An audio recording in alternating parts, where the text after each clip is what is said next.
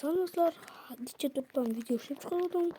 Nimagadir videomiz o'z-o'zi to'xtab qolayotganini aytsam, o'zim ba'zilarini to'xtatganman, ba'zilar paynet to'lib qoldi deb to'xtatyapti.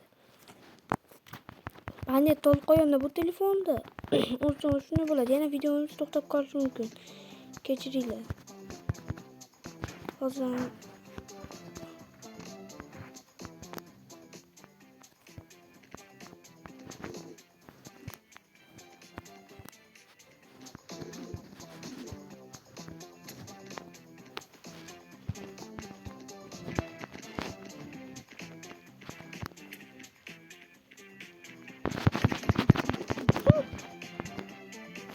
menimcha divonim bunaqa bo'ldi.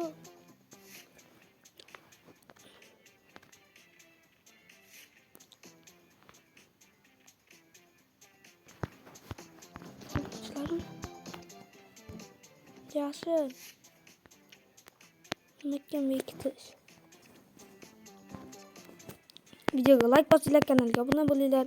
Makandan men ham o'tib ketishim kerak. Nima makandan o'taman deyapti. Men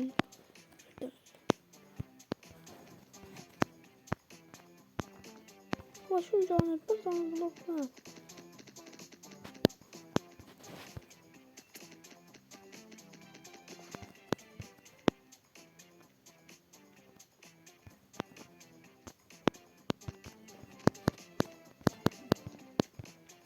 Obunachilarim, videoga like bosinglar, kanalga obuna bo'linglar.